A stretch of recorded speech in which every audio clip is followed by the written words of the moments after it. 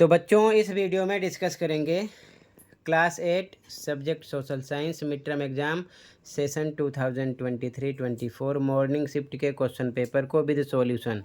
सबसे इम्पोर्टेंट अभी तक आपके जितने पेपर हुए हैं, दोनों शिफ्ट की बात कर रहा हूँ, मॉर्निंग प्लस इवनिंग की, सबके सॉल्यूशन अपलोड हैं। कमेंट में प्लेलिस्ट की लिंक मिलेगी, ओपन करके देख सकते हो, तो कमेंट को चेक कर लेना।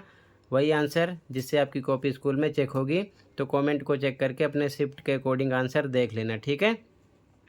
तो सीधा जाओ क्वेश्चन पर, ध्यान से देखो, पहले हिंदी में फिर इंग्लिश में। खंड का पहला क्वेश्चन, फर्स्ट का फर्स्ट, निम्नलिखित में से कौन सा भारतीय संविधान की एक विशेषता है? तो संघवाद, तानाशाही, राजतंत्र, राजकीय धर्म, ये तीनों नहीं है, केवल संघवाद है, ठीक है। अगला निम्नलिखित में से कौन सा पर्यावरण के लिए खतरा नहीं है? तो भूस्खलन ये खतरा है, मृदा अपरदन ये भी खतरा है, मरुस्थलीकरण ये भी खतरा है, मल्च बनाना ये नहीं है, ठीक है। अगला, राज्यसभा में कुल कितने सदस्यों को राष्ट्रपति द्वारा मनोनीत किया जाता है? तो 12, ठीक है, ये ध्यान में रखना।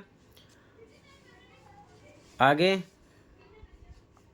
निम्नलिखित ऐतिहासिक घटनाओं को काल क्रमानुसार लगाकर सही विकल्प का चयन कीजिए। तो सबसे पहले ध्यान से देखो, तो पहला ऑप्शन है अवध रियासत का सहायक संधि पर थोपा जाना, तो ये नंबर 1 पे रहेगा। कंपनी द्वारा जारी किए जाने वाले सिक्कों से मुगल बादशाह का नाम हटा देना, ये नंबर 2 पे रहेगा। गवर्नर जनरल लॉर्ड डलहौजी ने ऐलान किया कि बहादुर शाह जफर की मृत्यु के बाद बादशाह के परिवार को लाल किले से निकालकर उसे दिल्ली में भी कहीं बसाया जाएगा, तो ये भी सही बात है, तीसरे नंबर पे इसके बाद ही हुआ था। अगला, गवर्नर जनरल लॉर्ड कॉनिंग ने फैसला किया कि बहादुर शाह जफर आखिरी मुगल बादशाह होंगे, तो ये नंबर 4 पे, मतलब कि ये चारों कंडीशन लाइन से ही लिखी हैं, ठीक है ना। इसे हमें काल क्रमानुसार नहीं करना है, मतलब ये खुद ही लिखी हुई हैं, इधर उधर कुछ भी नहीं है, ठीक है। 1 2 3 4 आपका डी ऑप्शन हो जाएगा, 1 2 3 4 लाइन से है। आगे, अगला, प्लासी की लड़ाई में नवाब सिराजुद्दौला की हार के क्या कारण थे? तो मीर जाफ़र की टुकड़ियों का युद्ध में भाग नहीं लेना यही कारण था, ए ऑप्शन राइट हो जाएगा। अगला, भारत में 75 रुपये नोट जारी होना चाहिए अथवा नहीं, इस विषय पर निर्णय लेने का अधिकार किस सरकार के पास है? तो वो है केंद्र सरकार, ठीक है, ध्यान रखना, ठीक है। अब इंग्लिश में देख लो, इंग्लिश में भी सेम क्वेश्चन नंबर फर्स्ट के फर्स्ट में आपका ए ऑप्शन है, सेकंड में सी, थर्ड में बी, फोर्थ आपका लाइन से ही लिखा है, ठीक है, तो डी ऑप्शन, फिफ्थ में ए ऑप्शन, सिक्स में आपका ए ऑप्शन, ठीक है, सेंट्रल गवर्नमेंट, ठीक है। आगे, अगला क्वेश्चन है, मांझा प्रवास पुस्तक के लेखक कौन थे? तो विष्णु भट्ट गोडसे, ठीक है, बी ऑप्शन हो जाएगा। आगे, निम्नलिखित में से कौन भारतीय संसद का अंग नहीं है? तो बी ऑप्शन, नियंत्रक एवं महालेखा परीक्षक, बी ऑप्शन राइट हो जाएगा, ठीक।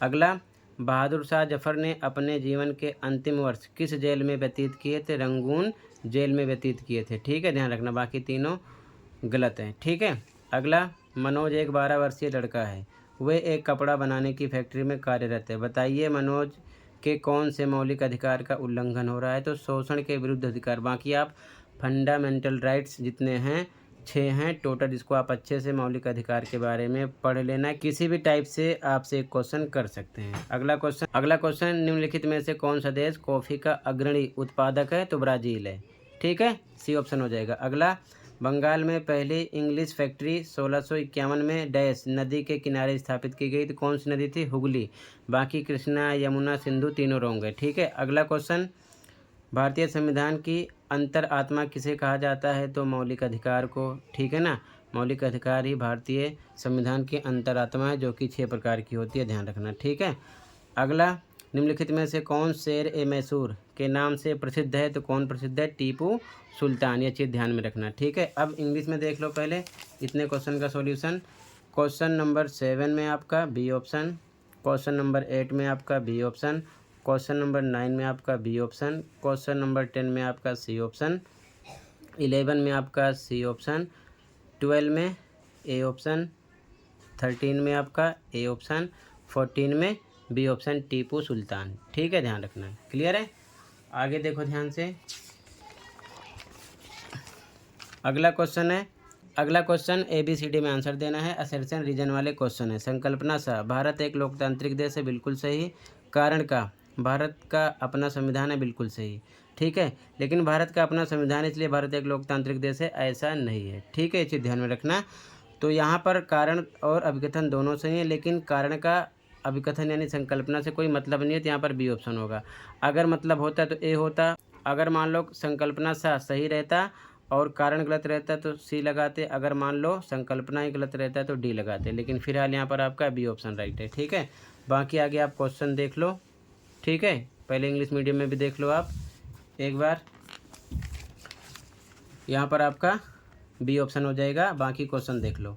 ठीक है, बाकी जो क्वेश्चन है इनके आंसर लिखकर समझाने हैं, तो आप आंसर के लिए कमेंट को चेक कर सकते हो। पूरे पेपर का सॉल्यूशन अपलोड है।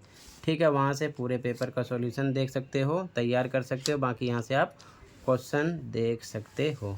ठीक है, तो क्वेश्चन को देख लो। सॉल्यूशन के लिए आपको कमेंट चेक करना पड़ेगा, तो सबसे पहले आप क्वेश्चन को देख लो।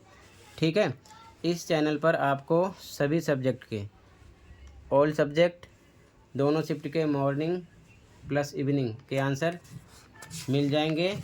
हर सेशन के अलग अलग प्लेलिस्ट मिलेगी, चैनल पर ढूंढ सकते हो। ठीक है, और वहाँ से देखकर तैयारी कर सकते हो। ऑल सब्जेक्ट दोनों शिफ्ट के मॉर्निंग प्लस इवनिंग, वो चाहे आपका मिड टर्म पेपर हो या फिर एनुअल। ठीक है, ये चीज़ ध्यान में रखना।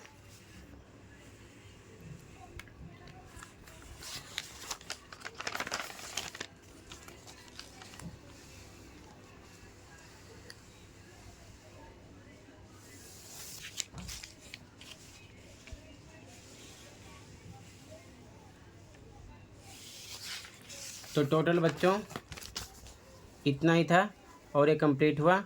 ठीक है, बाकी मैप का भी क्वेश्चन आएगा, प्रैक्टिस कर लेना। आज की वीडियो में इतना ही था, मिलते हैं अगली वीडियो में। Thank you for watching and take care.